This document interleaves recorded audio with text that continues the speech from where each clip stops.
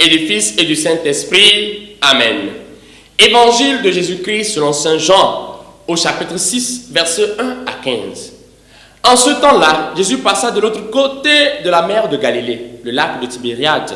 Une grande foule le suivait, parce qu'elle avait vu des signes qu'il accomplissait sur les malades. Jésus gravit la montagne, et là, il était assis avec ses disciples. Or, la Pâque, la fête des Juifs, était proche. Jésus leva les yeux et vit qu'une foule nombreuse venait à lui. Il dit à Philippe, « Où pourrions-nous acheter du pain pour qu'il ait à manger ?» Il disait cela pour le mettre à l'épreuve, car il savait bien, lui, ce qu'il allait faire. Philippe lui répondit, « Le salaire de 200 journées ne suffirait pas pour que chacun reçoive un peu de pain. » Un de ses disciples, André, le frère de Simon-Pierre, lui dit, « Il y a là un jeune garçon qui a 5 pains d'orge et 2 poissons. Mais qu'est-ce que cela pour tant de monde ?» Jésus dit, « Faites asseoir les gens. » Il y avait beaucoup d'herbes à cet endroit. Ils s'assirent donc au nombre d'environ 5000 hommes. Alors Jésus prit les pains et après avoir rendu grâce, il les distribua aux convives. Il leur donna aussi du poisson, autant qu'ils en voulaient. Quand ils eurent mangé à leur faim, il dit à ses disciples, « Rassemblez les morceaux en surplus, pour que rien ne se perde. » Ils les rassemblèrent et ils remplirent 12 paniers avec les morceaux des 5 pains d'orge, restés en surplus pour ceux qui prenaient cette nourriture. À la vue du signe que Jésus avait accompli, les gens disaient, « C'est vraiment lui le prophète annoncé, celui qui vient dans le monde. » Mais Jésus savait qu'il allait venir l'enlever pour faire de lui le roi. Alors de nouveau, il se retira dans la montagne, lui seul.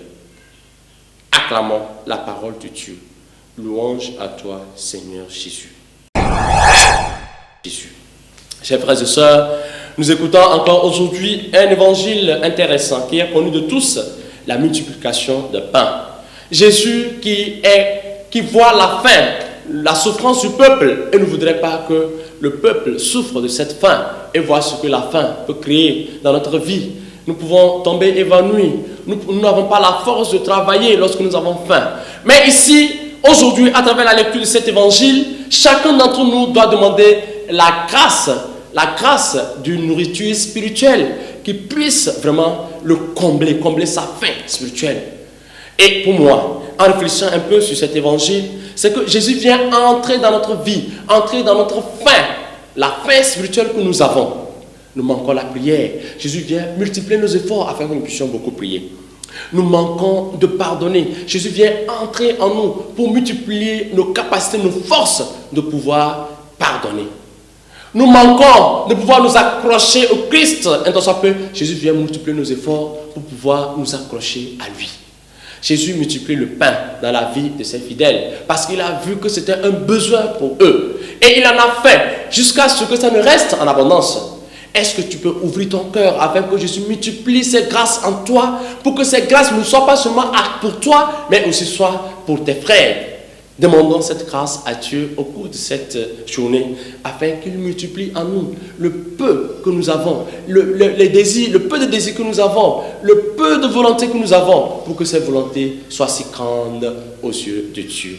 Loué soit Jésus-Christ à jamais.